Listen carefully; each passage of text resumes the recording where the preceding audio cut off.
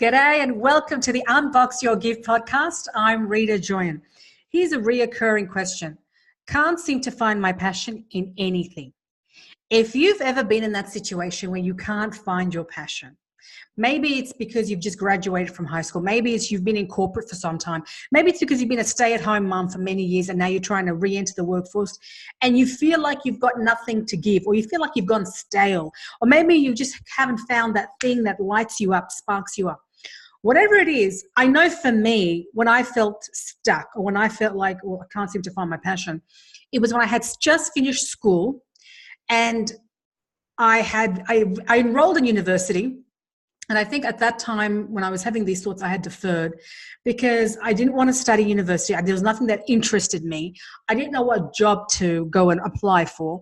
I didn't know what I wanted to do. I felt like I was working at the time, but I knew that I had to make a move and do something to warrant a future career. And I couldn't understand, I couldn't grasp everyone around me was working towards a career.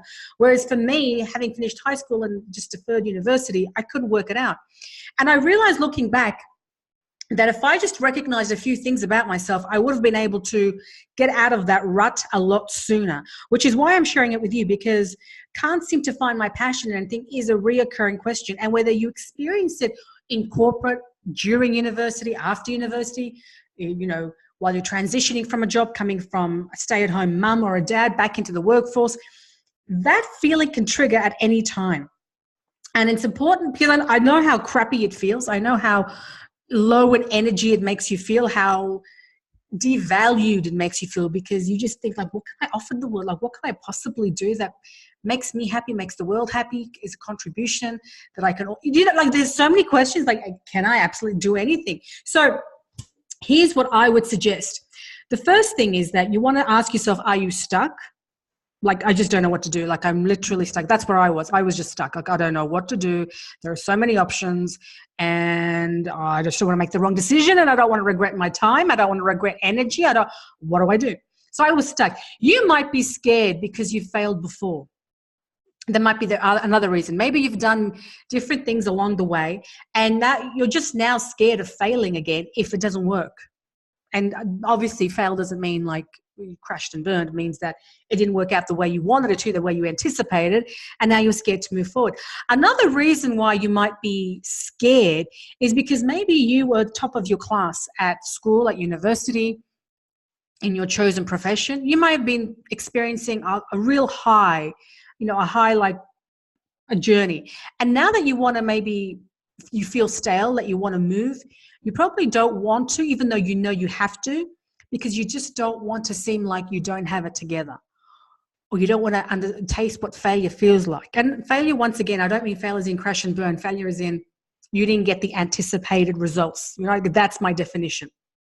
And it's a learning experience, not the anticipated outcome experience, okay? So that's the point. So you might be fearing failure. So failure because you failed in the past, or fearing failure because you've never failed. And what if you try something that doesn't work out? So both of them are real and both of those fears exist, right? At opposite ends of the spectrum. The third thing is that maybe that you're feeling just quite sad. And let me explain that. Sad is in just feeling downhearted, despondent, disillusioned. And that's a true thing. And you need to recognize which one of these things you're feeling right now. Maybe there's been a change in lifestyle. Maybe that you've had a change in your life. Maybe you've had to move cities, move countries.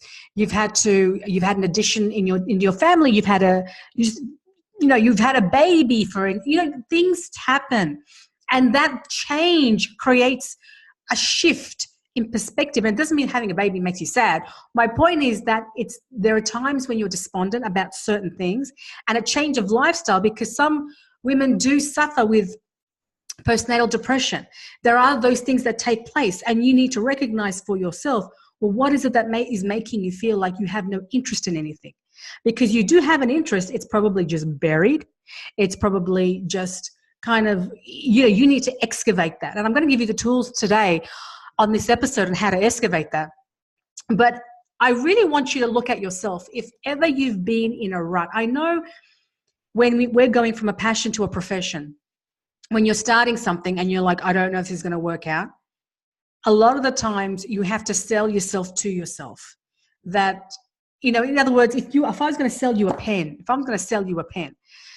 I would tell you about all the benefits of this pen. This pen is a blue biro. It's so easy to hold. It's got a beautiful blue covering. It's silver on the end. It writes as if though it's like it's in the air. It just flows. Your handwriting just makes your handwriting looks amazing when you write with this.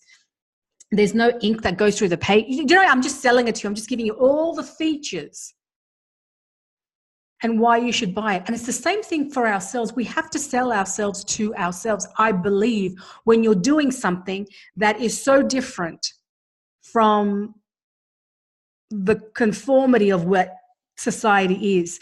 So if you are going to go and become a YouTuber, a blogger, a fashion designer, having an online retail shop, all these things are different if you've never done it, or if it's a world where your group of friends, your family have never experienced that, never tasted that.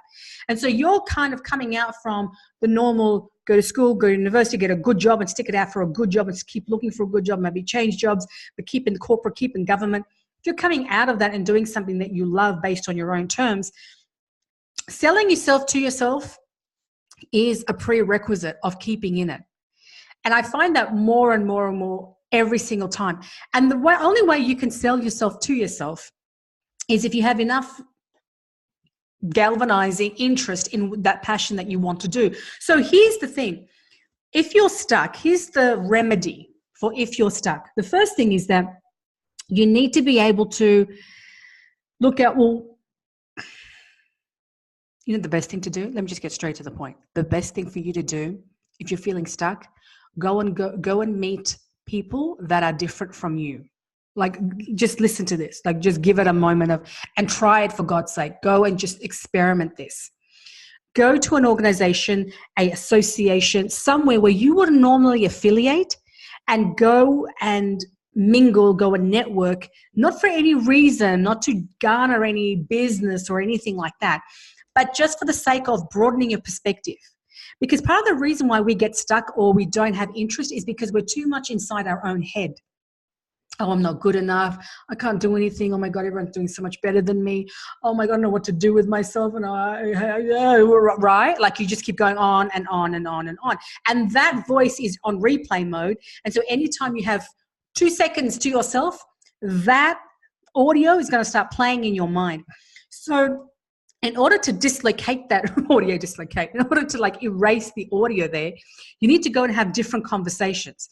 And the best thing that I can suggest for you is to go and meet with people that you wouldn't ordinarily meet. Go and have a conversation about something that you wouldn't. And the best place to do that is go to meetup.com.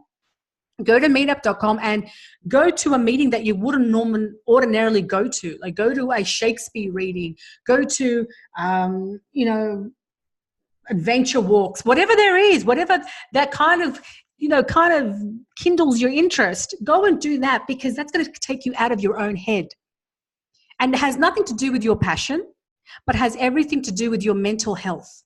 Because your mental health is really where it all starts, where passion is given birth to. Like, there's an idea, there's a thought, there is a awakening, there's an understanding, there's a thought that takes place in your mind, but that thought can only be given birth to if you're in a place where you're going to allow that birth to happen. And that happens when you're not so much in your head telling yourself what a bad and horrible and crazy and nothing's good enough place is. By going and changing the conversation, the best way to do that is to go to an organization, to an association, to a meetup, anywhere. Go to a public speaking forum, go fencing, go to a lecture, go to anything that's outside the norm, so the conversation can change in your head, because those subtle differences can really shift your perspective. Okay, so that's the first thing. And not just do it once. Like, don't just go do that once. Go repeatedly, or find, if you don't like that association, the group, the fencing group that you went to learn how to fence, then go to somewhere else. But keep going so that recording doesn't happen. Because what's going to happen as you go to different places and you have different conversations about things that you ordinarily wouldn't have a conversation about, your brain is going to rewire itself. And that rewiring requires a change of audio, does it not? Right? Yeah, you see where I'm going with this? So in that rewriting, rather than pushing yourself that I can't stop, I should stop thinking about this, should stop thinking about this. You know it's bad. Why do smokers not stop smoking? They know it's bad, but they can't, because there is a program already inside their neurons in their brain that every time they want a cigarette, their brain automatically goes to that smell or the taste of tobacco or whatever it might be for them. And it's the same when you're tormenting your own self with, I'm not good enough, I don't know what to do, I feel stuck. And it's true. That's the problem with this silly thought. It's true for you. It's so true. But it doesn't allow you to break through.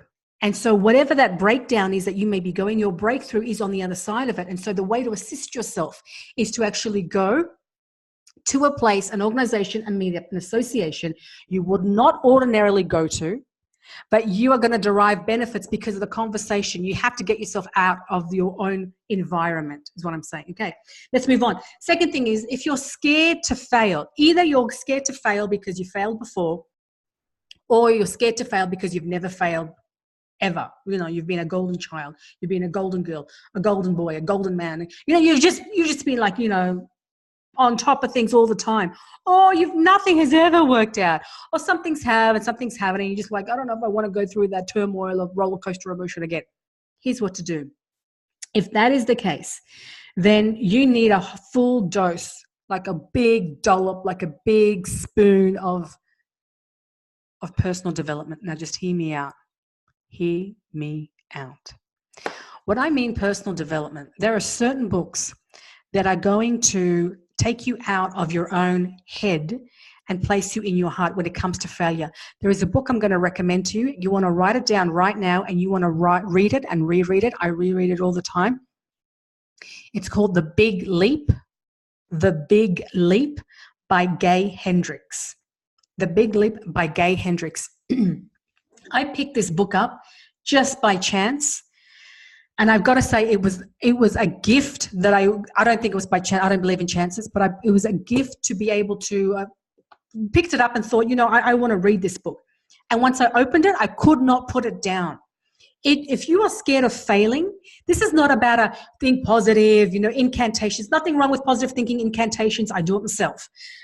This goes deep into why you think the way you do and what you need to do to take the worry out of what you're doing. Because really failure is about anticipation. It's about anxiety. It's about worry, right? That's what failure is, because you're projecting into the future and you're thinking, what if it doesn't go correctly or to plan or to what my desired outcome is? And so what failure really is in the present tense is just worrying. It's just anxiousness. And so what this book will do, and I cannot recommend it highly enough, what this book will do is that it will guide you to just get, and without any sounding cliche, it just gets real with yourself. You will learn to, when every time your thought goes into failure mode or anxious mode or worry mode, this book will teach you how to just take yourself back. I can't talk highly enough about it. People, seriously, go get The Big Leap. It is magnificent. It really is. And specifically, if you're in corporate, if you're in business, if you're turning a passion into profession, if you're in the process of that, wherever you are, if you're a student in that time frame, you want to read this book because it's going to just set the record straight about where to put your worry. Because all worry is justified. All worry is justified. Because yes, you may miss your plane. Yes, you may fail. Yes, you may not get the required clients. Yes, you may not get the job. Yeah, that is all true. But how do you put that into perspective so you can move forward and not get paralyzed by it? Minus the positive thinking, minus the incantations. How does it happen so that you can do it on autopilot? This book will show you how to do that.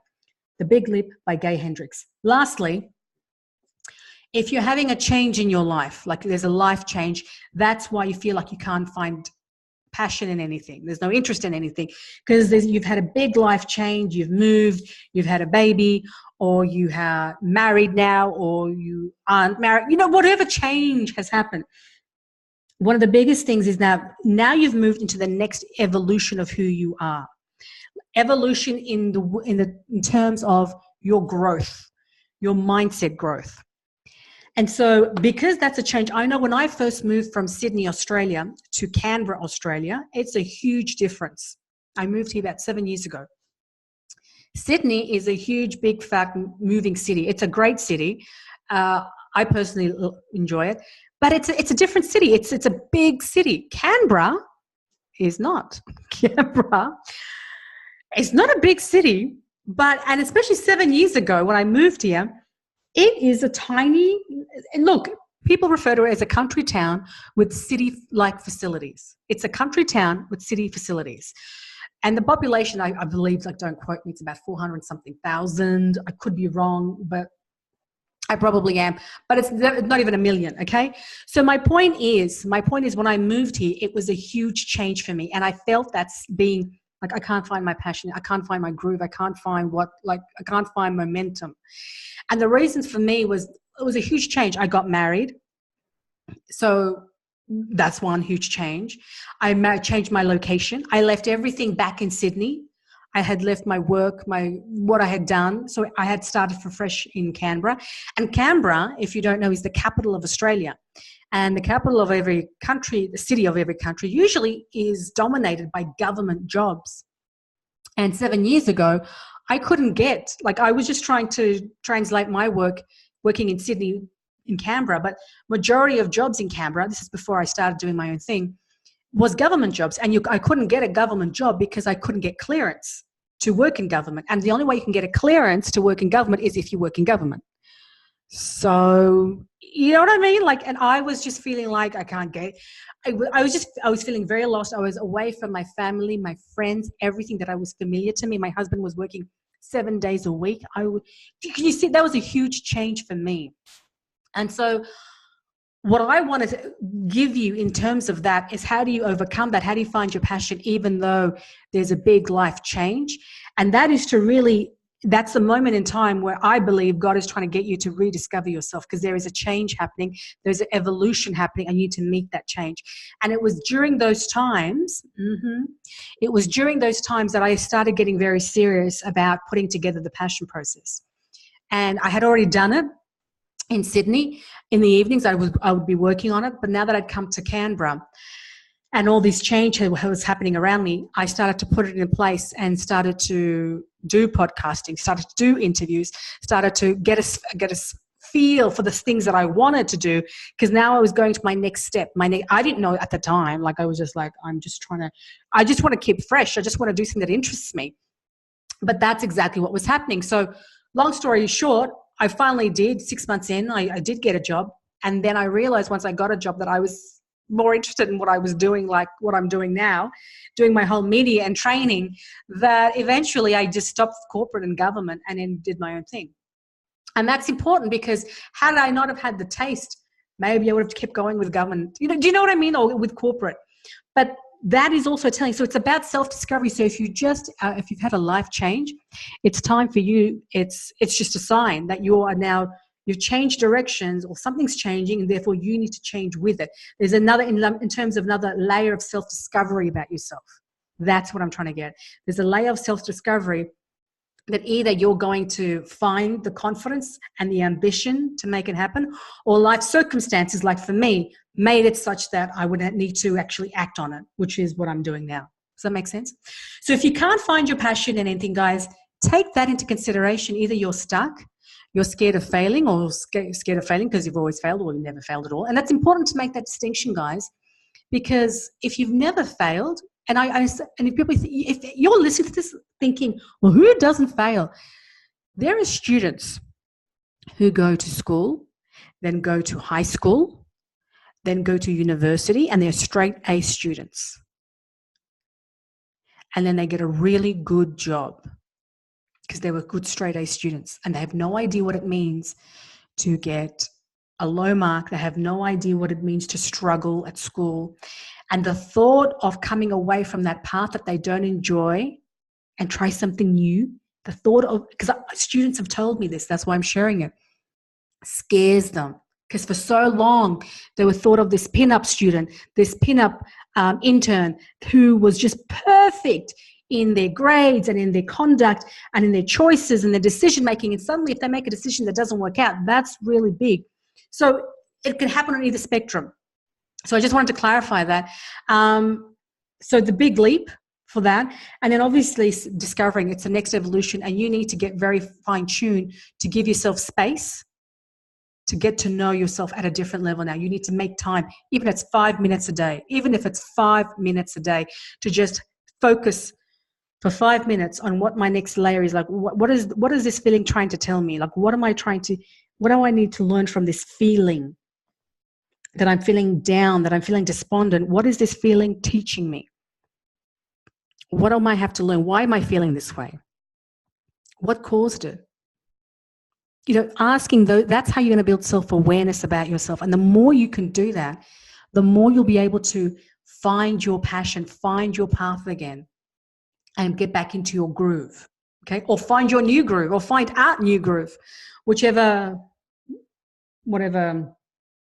you're listening to, whatever groove beat you're listening to. I don't know. So we just go with that. Okay, guys. So I wanted to share with that. I made a bit of a comedy act at the end of it, but this is a very serious topic, and it's serious because people's self-worth depend on it. People's, just being in confidence, and because when you have confidence, when you have self-worth, then even if you don't have a child, how you communicate with the shop assistant, how you communicate with someone in an email, it all makes a difference. It has a ripple effect onto someone else. So that's what I wanted to answer to you guys. If you can't find your passion, there are 3 reasons predominantly, and those are the 3 reasons and how to remedy each one of that. If you found this helpful, please let me know. I'd love to be able to give you more content and interviews based on this topic. And if you want a certain topic that you'd like us to cover, you'd like me to cover, please let me know by commenting, sending me an email at rita@unboxyourgift.com. That's rita@unboxyourgift.com. And we can certainly highlight that. But also subscribe to make sure that you don't miss out on any of the podcasts that we're having. We've got a brilliant line of guests lined up for you for 2019. And I won't reveal who just yet, but they will be coming up soon. A lot of people that I'm very excited to interview and very excited to bring to you so that you can also learn how they found their passion and unboxed it. Thank you so much, guys. And I will catch you on the very next episode.